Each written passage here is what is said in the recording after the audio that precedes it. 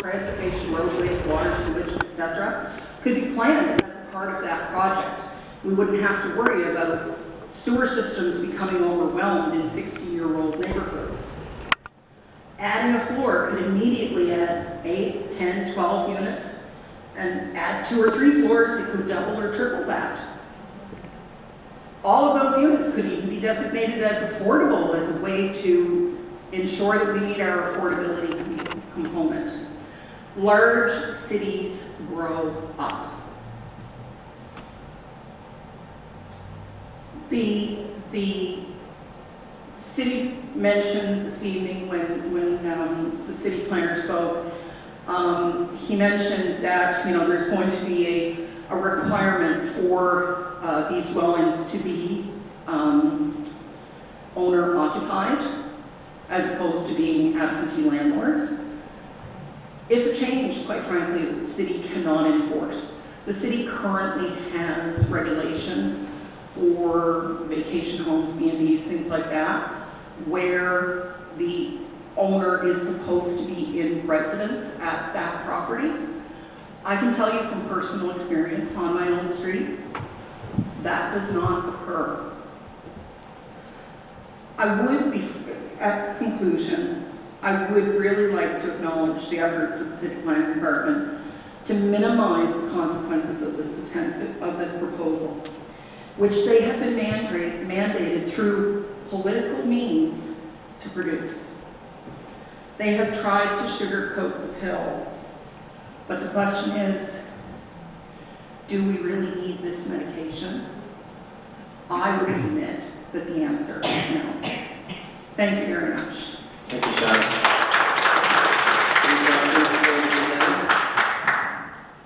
Do we have any questions from the committee? Again, thanks for your time. Thank you. I do have a rough draft of my discussion this evening. I failed to get it submitted in time. I would like it included. So there's a copy for everybody. Thank you. Is there anyone else here who'd like to speak on this application? Come on up.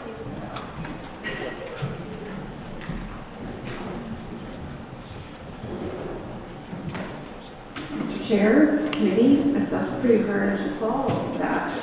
I think we all have the same views this evening regarding our city and where we live. My name is Wendy Hallahan, and I reside on the north side of Fredericton in Devon. And I'd like to respond regarding the proposed changing of the zoning bylaws of Fredericton. Now, with this proposal that has just been brought forward within the last 3 weeks, as many of the public think it was going to be within the city and only on the north side. After viewing the map, many people I brought to their attention just to view the shades of the color purple. Check it out. It's all over Fredericton, north, south, east, or west. If you live in these colored areas, you'll be allowed to apply for this 4-unit rezoning. Along with this comes higher property taxes, an increase in your water and sewerage, with more use and perhaps even installing more infrastructure on one PID.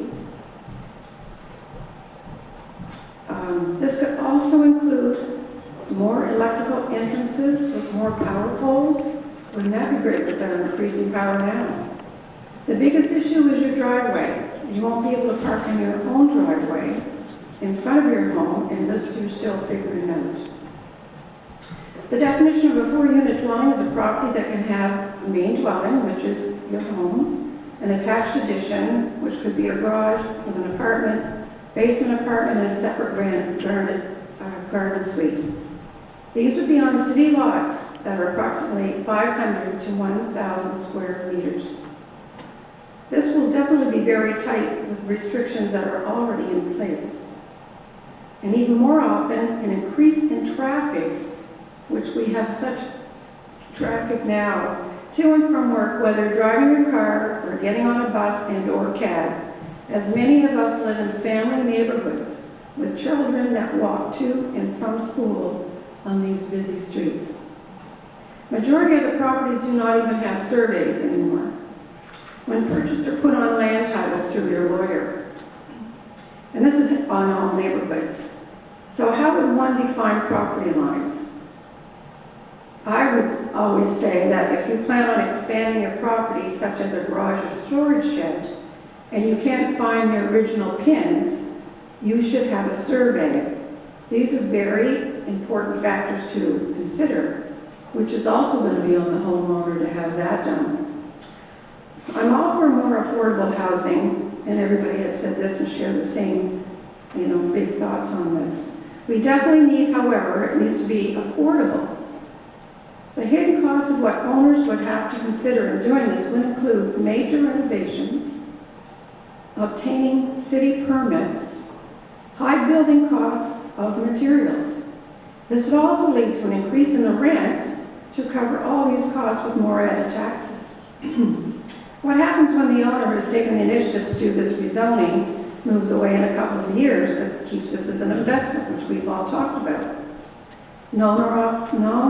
Non-owner occupied taxes will be applied. And as we know this will affect your rents. And every year, our taxes are reflective of what's going on in our area. From recent sales, new builds, and commercial zones.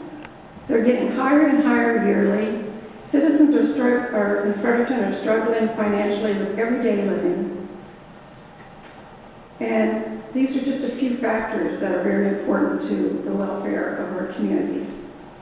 I love my community. There's so many new families moving in, young children, and you can see the activity is wonderful. I, for one, am not for this rezoning. But I do thank you for your time, and please reconsider this proposal. Thank you. Thanks, Wendy. Before I let you go, if there's any questions for the presenter, any questions? Okay, thank you. Thanks again for your time. Anyone else here would like to speak on this application? Come on up. I'm not going to talk long, I wasn't prepared, but I'm Heather Beery and I live on Union Street, 716, and I just wanted to say that I didn't know anything about this until someone shared it on Facebook, but I have been in front of the city a couple of times for rezoning applications right next door to my house because I was notified. And as the lady on Urban Street, I think she said, made some really good points. I think it's important. I've been in my home 33 years. I've invested a lot of money there. Maybe I could borrow, I don't owe any money on my house. I could borrow some money and put a suite in the back. My daughter could move into the house. We could put another unit in, and then I could move and someone else could buy it. Or maybe some investor would come along and buy my house for a big price of money because he can put 4 units up without even, making an application. But I just think it's very important that people give deep thought into this because it's something that affects everyone in all neighborhoods. And I am the first one to say I live on a street that there's lots of absentee landlords. There was a house on the corner just a couple doors down that they had to close her all down because it was a drug house, right? So it might clean up some things, but it might just open a whole other can of worms. So that's all I wanted to say. Thank you, Heather. Any questions for the applicant, or for the presenter, sorry? Again, thanks for your time. Come on up. You get your name for the record, we'll give you the My floor. name is Robert White, and I have to admit, I feel like I've been living under a rock. I only came here tonight to see how a PAC meeting goes out, okay? Because I am trying to develop a piece of land in this city. And what I'm seeing and what I'm hearing is there was not great public consultation here, okay? I don't live under a rock. I am out in my community, I'm engaged. Yeah. My wife deals in the insurance industry. I would suggest she has not had a great deal of conversation with her clients on this, otherwise it would have come to me. I am seeing some things here that bother me. I'm also an engineer at PN. And what I see is this is definitely, you're overloading your communities. There's potential for population density to get out of control here, which will affect the services, not just for emergency services, but the amount of traffic that's on the street. You're talking, there is a potential worst case scenario. to go from 100 vehicles on the street to 400 vehicles on the street. You're looking at, I see a different regulation for parking, that apartment buildings have to make sure you have unobstructed parking for all your tenants. I see complete obstructed parking for tenants here. The fact that these buildings are going to be so close in area, that's an effect on potential fire hazards. But what are we going to do about that? As if each dwelling is a single dwelling, do we now have to have sprinklers in every one of these dwellings? Because they're so close that one fire will definitely cause an effect on the other buildings. And because that population density is so great, it would affect my neighbors. We seem to be rushing through this, and like I say, I don't feel like I've lived under a rock, but I am glad that I came here today because I see an action being taken by the people who are supposed to protect the citizens of Fredericton, which is not protecting the citizens of Fredericton in any way.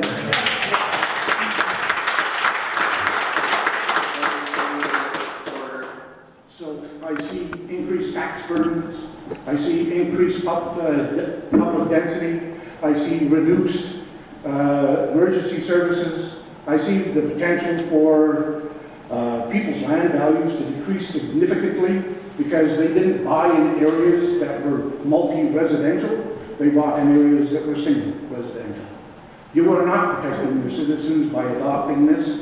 There are many other ways you can do this. You could open up a new zoning for these type of facilities and these type of premises which do not negatively impact your citizens.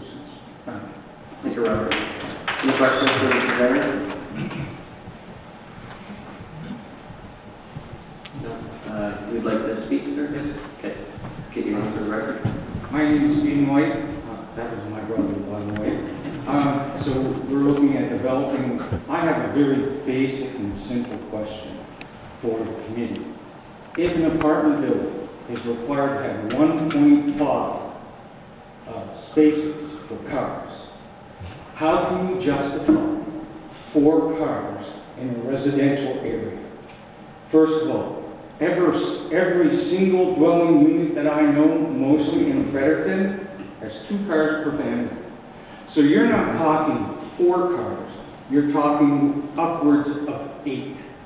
Where are they going to park?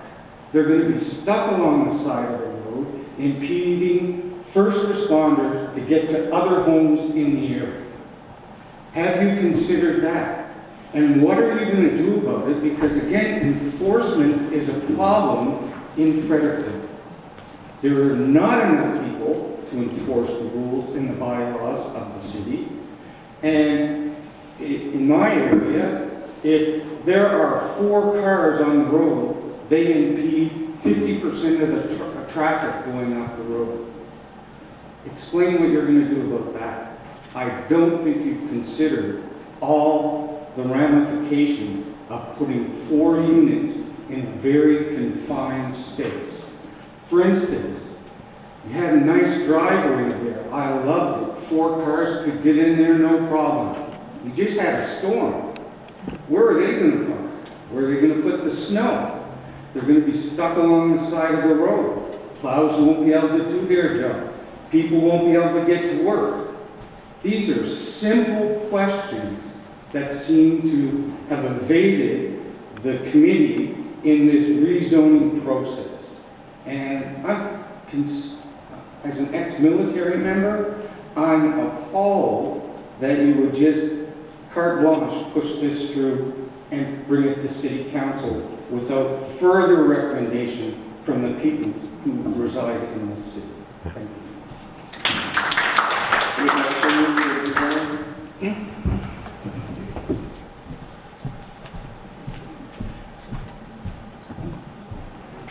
Hi there, my name is Jason Hallett.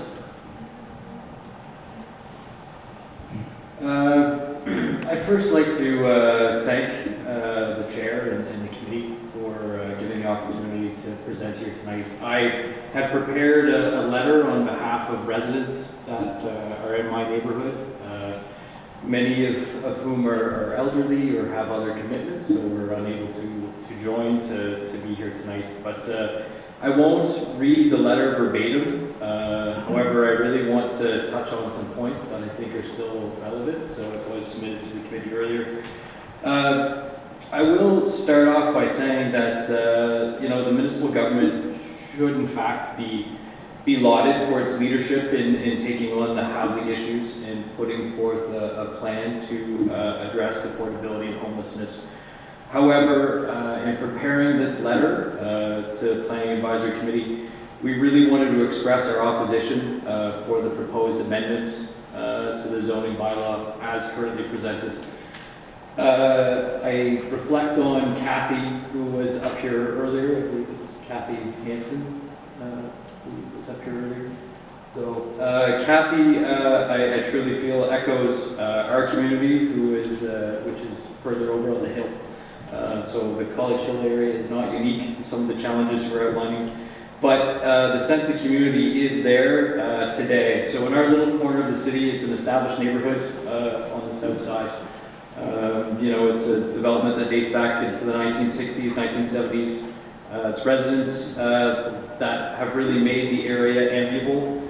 It's a wonderful mix of families at various life stages, immigrants, seniors that have spent their entire adult lives in the neighborhood, baby boomer children who have returned to care for them. And it's a place where we look out for one another. Our kids can ride their bikes and play in the driveway safely, and we have pride of place. Over the years, many of these homes have seen changes to make way for basement apartments, which is a welcome change and allowed in the zoning. And for many seeking additional income, it's room for family and a way to increase densification, all with little impact on infrastructure and the makeup of the neighborhood. However, the proposed amendments making way for up to 4 units on a single property, there are significant concerns that need to be taken into consideration. For their impacts would be significant on the neighborhood and its composition. Many people have brought up tonight the fact that there is negative effects on home ownership and affordability, something that is not to be lost in the era of increasing house prices and house values, which will have their effect on financing costs increasing, making home ownership less attainable for first-time home buyers within the city. So as more properties become eligible for multi-unit development, there is expected competition among investors and developers, which may push property prices beyond the reach of many young families and individuals. So again, this has been brought up by many. I really want to highlight the risk of the speculative investment in non-owner occupied rentals. And really, in this essence, we are saying that while we are pleased to see that some mitigation efforts are now being built in to dissuade non-owner occupied rentals and investors who purchase properties for the sole intention of maximizing rental income, there are still considerable risks in this area. So beyond the initial screening through permitting, there's still the chance the property could change ownership through sale or other reasons. And this has the potential to further exacerbate the increasing issue of investor-owned rental properties in our neighborhoods, which has grown to become a significant issue over the last 4 years. That's a particular time frame that's of relevance here, as we've seen this crisis exacerbated across the country. So I would ask that, as a committee and as a city, that you consider a foundational element to address these concerns. We would strongly recommend that the city undertake the creation of a municipal rental registry, which would ensure safe, code-compliant housing by holding landlords accountable and protecting tenants from illegal evictions while increasing transparency in the rental market. It also would provide valuable data for housing policies and would alleviate some of the burden from the complaint-driven enforcement model that's in place today. We see this as neighbors reporting on neighbors, and it's not sustainable. We have the livability considerations of the neighborhood, as many people have highlighted, and some common sense considerations highlighted behind me. I think your graphic illustrates it perfectly. So many in R1 and R2 neighborhoods were not designed to accommodate higher density parking. This is leading to safety hazards and inconvenience for current residents. We are already observing challenges with snow removal and existing rental properties in terms of on-street parking during winter months. I have my phone full of pictures from the last snowstorm just on my street. as well as the obstruction of sidewalks, making pedestrian navigation hazardous. So we are strongly urging that the Planning Advisory Committee reconsider this proposal, or at minimum, delay the amendments to allow for further consultation and time to explore alternative solutions that balance growth and community well-being. Thoughtful planning, responsible development policies, and meaningful resident engagement are crucial to ensuring our city's future growth aligns with the needs and expectations of its citizens. We must ensure that changes are made with care, foresight, and respect for the communities that will most be affected by these decisions. Thank you very much, and I appreciate the time. Any questions for the presenter? Is there anybody else here who'd like to speak on this application?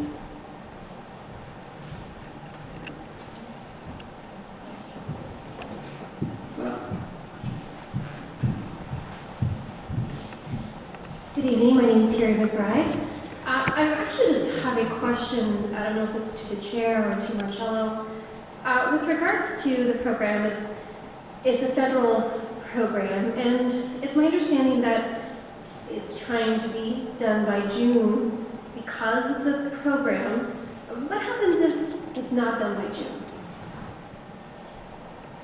So, the forum for interested parties is to make presentations on behalf of the application, but if you want to form your question and somebody from the committee can ask the question to staff, that would be accepted on this. So is there anybody from the committee who'd like to direct that question to staff? Councilor? Thank you, Mr. Chair. I'd be happy to direct that question to staff. Thank you for bringing it forward. Thank you. At your discretion. Through you, Mr. Chairman, just to give the committee a little bit of background on how we got to where we are. The city made application under the Housing Accelerator program in the summer of 2023. The federal government, in the process of considering our application, but in fact the applications of municipalities across the country, came back and required that 4 units being permitted by right on all service lots in municipalities was a minimum requirement of funding under the Housing Accelerator program. So in December of 2023, Council adopted a motion in open session to enter into a contribution agreement with CMHC to receive Housing Accelerator money, and at that time, Council adopted a motion in open session to initiate amendments to the zoning bylaw to implement the requirements that were imposed by the federal government, which is the 4 units by right. So in fact, Council adopted in open session a motion in December of 2023 to start to move in this direction. The city, as a condition of its funding approval, committed to having the 4 units by right in place by the end of June of 2025. Subsequent to that, the federal government announced, in addition to the Housing Accelerator money, 2 significant tranches of federal infrastructure money related to housing, for which the application windows for the first tranche opened a couple of months ago. And at that point, the federal government indicated that that having 4 units by right adopted by a municipality was a minimum qualification to be eligible to apply for funding. And so just to indicate to the committee what that means, this is not unique to Fredericton. Every municipality in this country with a population of 30,000 people or more to receive federal infrastructure money going forward related to housing is required to adopt 4 units as of right per lot in all low-density residential zones within their municipality. So this says there is nothing unique to Fredericton here. This is every community that wishes to receive funding going forward that has 30,000 people or more in this country needs to adopt these changes, and that is a minimum bar for admission to the programs. So what that meant for the city is that we had to accelerate the timelines for consideration of 4 units by right. We have funding applications in for those programs, and if the decision is not made by the municipality, we are not able to gain an answer on those applications. So that relates to the first tranche of funding, which we've already made 2 applications under, and also relates to the much bigger pot of money that's related to the second tranche. So just for the committee's benefit, the first tranche of funding that the city has made application for is $1 billion being spread across the country. The second tranche of funding is $5 billion, of which $150 million of that is specifically allocated to New Brunswick. If Fredericton does not proceed with the 4 units by right, Fredericton would be ineligible for funding that is allocated to New Brunswick. And there are 3 municipalities in this province that have populations of more than 30,000 people, as defined by the federal government. And all 3 of those municipalities need to consider these changes, and just for the committee's benefit, St. John has already adopted the amendments to their zoning bylaw to permit 4 units by right, and Moncton is about at the same part of the process as we are in consideration of the question. So that essentially lays out the timeline and why an accelerated consideration of the question was required in order to meet the federal government's requirements. Okay, any follow-up, Councillor Ayrton? Just one, Mr. Chair, thank you, Mr. Ford, for your response, but when you say accelerate, you do not mean that you violate the Community Planning Act or any of the legislative requirements for our communication with residents pursuant to our application process. No, through you, Mr. Chairman, to be absolutely clear, we are following the exact same process we follow for all general amendments to the zoning bylaw that have application beyond an individual property. So we are following the city's processes that have been in place for many, many years respecting amendments of this nature. Thank you. Councillor Shepherd? Thank you, Mr. Chair. Can I just follow up on that question and ask Director Forrest if it's a fair question to ask of the applications that have been submitted for infrastructure funding, what proportion of those applications are for new investments in infrastructure and what proportion is for maintaining what we have now? In terms of the infrastructure funding, so I'll remind the committee that the decision on this matter is required to bring us into compliance with the agreement we've already entered into for the Housing Accelerator money, which provides a lot of programming for various elements of affordable housing, but not directly related to infrastructure. For the first tranche of infrastructure money, the 2 investments that have been identified by the city are both related to established suburban growth nodes, new neighborhoods in the city's municipal plan, and they are required enhancements to infrastructure to allow development in those new neighborhoods to proceed. And I think this committee is well aware that given our growth pressures, the need to extend infrastructure into those new neighborhoods to make sure that we have lands available to accommodate new residential and commercial development is critical to the city's land inventory needs. So we have significant investments that need to be made in both the northeast and the southeast growth nodes to implement the municipal plan and accommodate our growth. And the applications that have been submitted under the first tranche of infrastructure funding would result in infrastructure that unlocks development opportunities in those 2 new neighborhoods. Thank you. Any further questions on that from the committee? We good? Still in the process of interested parties, so I'll throw it back to, is there anybody else here who'd like to speak on the application? I just want to ask a question.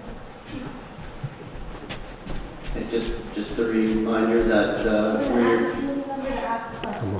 okay, their ears are open and they're not obligated to ask the question if they don't feel it's warranted. So Asking any committee member to ask the question, if the federal government switches power and then we change to a new federal government that no longer puts this funding in, but we've already started the process, what happens to all of those homes that are now all in areas that we don't have to no longer do that? Or we will no longer fund.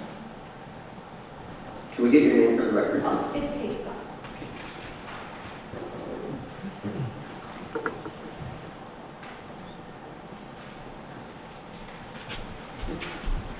Thank you.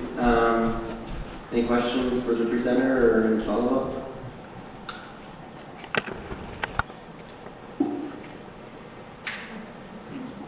Shepherd. So I will ask the question, thank you, Mr. Chair. As I understand it, and if the question is incorrect, I would hope that speaker might come back to the podium.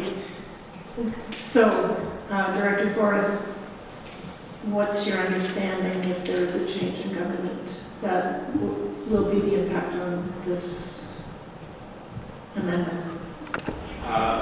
Through you, Mr. Chairman, it's impossible to predict what the policy position of a new federal government would be. The only thing we can control is the municipal response to whatever federal policy positions are taken.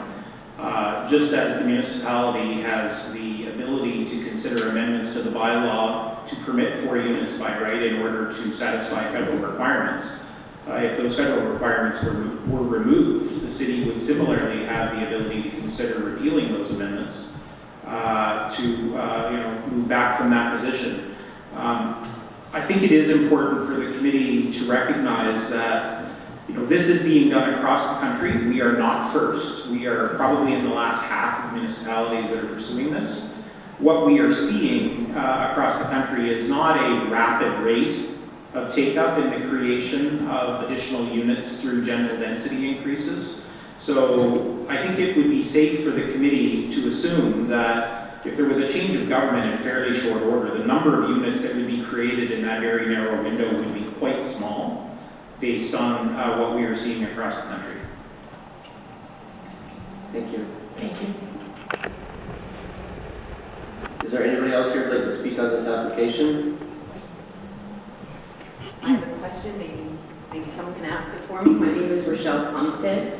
I would just like some clarification on how many actual people can live on a property. From what I understand, 4 unrelated people can live in the main house, and 3 unrelated people can live in each unit. So does that mean that there can be 13 unrelated people living on one property? And what exactly is people? Does that include children? And what is the definition of related? Because that could be a whole lot of people on one property.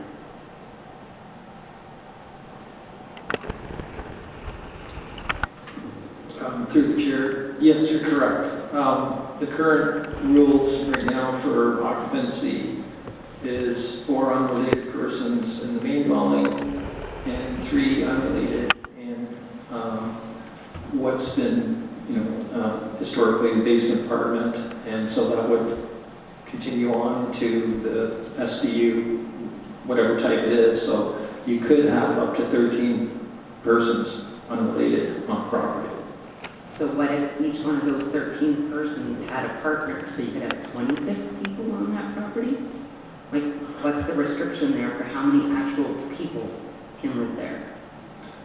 It's, if they're related, they would be considered as one person. That's a lot of people.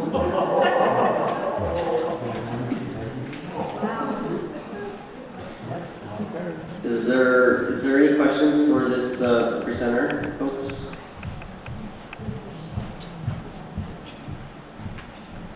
Is there anybody else who'd like to speak on this application? I'm going to move to online now. Is there anybody online who'd like to speak on this application?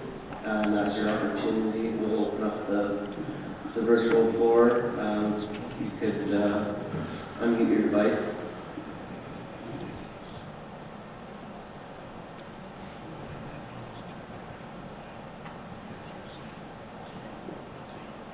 You're not seeing anybody who put in the queue that they want to speak? Okay. All right.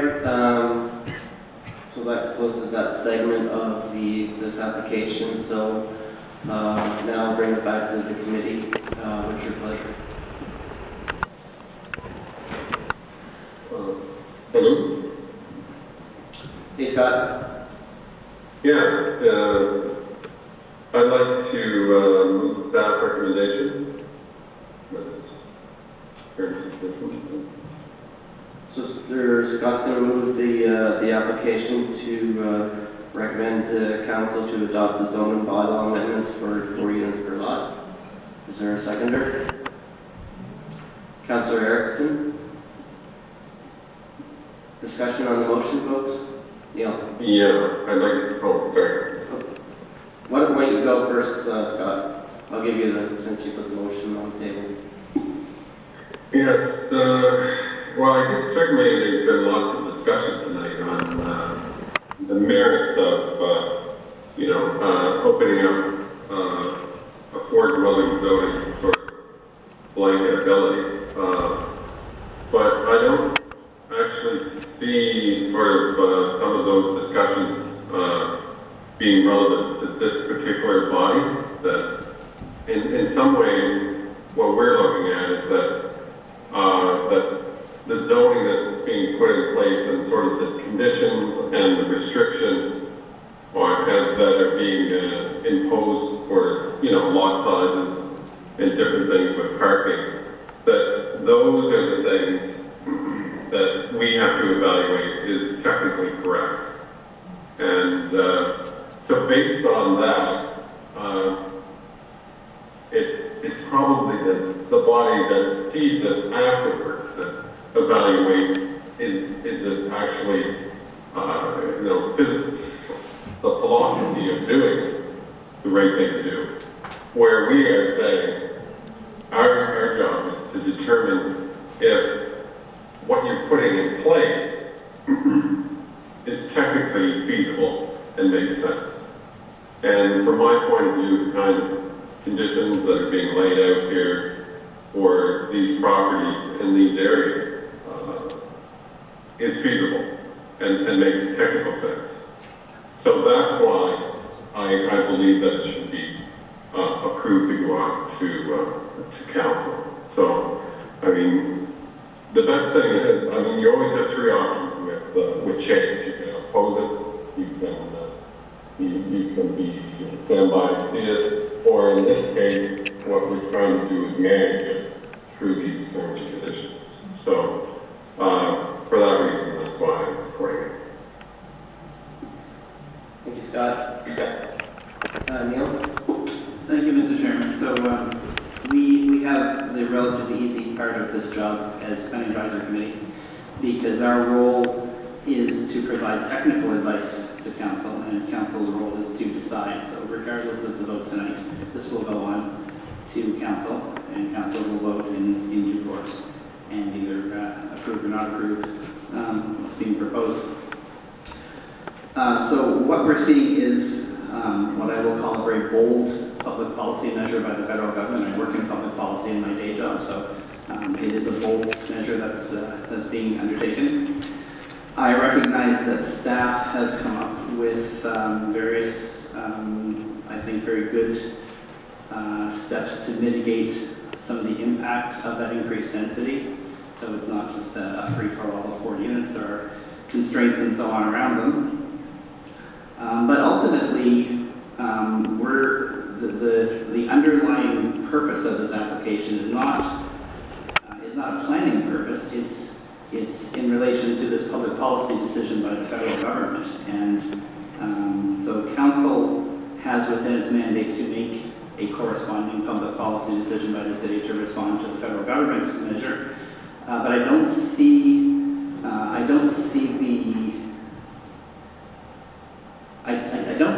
a strong argument for this as an urban planning or as a land use measure. I see it as a response to that federal funding decision. So a slightly convoluted way, perhaps, of saying I don't think I can support the application as presented just on that basis. Yeah, were I a city councillor, maybe a very different conversation, very different decision. But within the confines of PAC, as a technical advisory body to council, I don't know that I can see my way to giving technical advice in favor. Thank you, Mr. Chairman. Thank you, Neil. Any further discussion from the committee? Councillor Shepherd? Thank you very much, Mr. Chair. I think I support the philosophy and the idea behind densifying within the existing built-up parts of the city. However, I do sort of almost in a way resent the setup of this whole thing, which was done by the federal government to pit the local council against its residents who are concerned about the magnitude of this change. It's not really fair. And I also think that perhaps looking back, we didn't assess in our zeal to get funding for affordable housing, because that has been the primary issue in our community for several years now. In our zeal to get money, we perhaps should have reflected more on how we would communicate this to our constituents. And there have been a number of concerns raised this evening that I haven't sort of considered before. I have read all the letters that were sent in, and yet still more things came up, like, and maybe they're not insurmountable, maybe they're just procedural things like the restrictive covenants, the access for first responders, the higher taxes for residents who are going to be adversely affected where their streets, and let's face it, the financialization of housing is not a good thing for anybody except for those people making money off of it. So I guess I can say a lot more on this. My thoughts are kind of churning right now. I think the fact that it is going to be irreversible, as was pointed out tonight, I agree with that. I think once we've done this, and however slowly it takes to actually roll out, we cannot go back. And that's a concern to me. I had previously expressed in discussions with the planning director that, you know, what would it take to start to go back and say, okay, let's study the effect of 3 units per lot, which isn't ideal either, but it sure as heck to me represents a much slower pace of densification and impact on neighbors than 4 units as of right.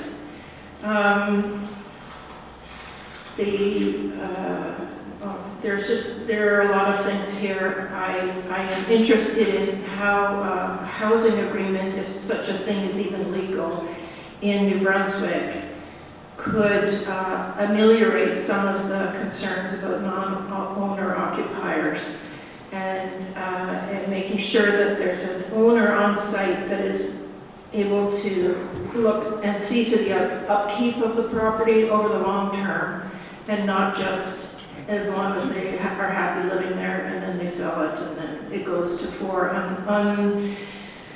owner occupied tenancies.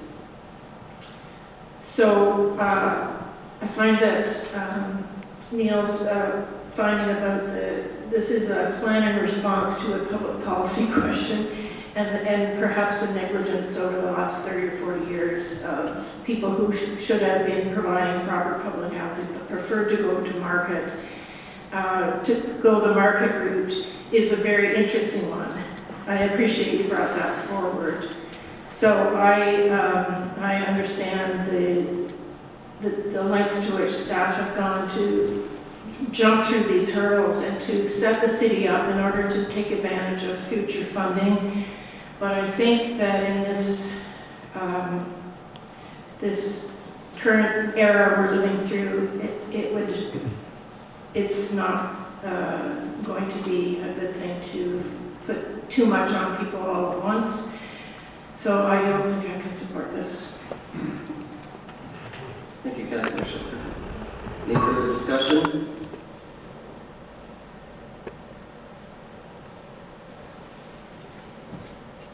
Are we ready for the question? Question. been called. All those in favor?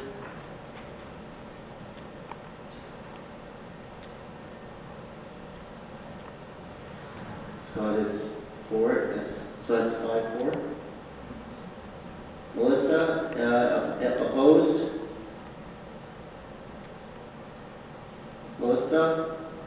Yeah. Opposed? Yes. And 3 opposed. The motion is carried. And I'd just like to remind everybody in attendance that this does go on to council for final delivery of the read-in and a resolution. As of right now, this does go to council on March the 10th for first and second read-in.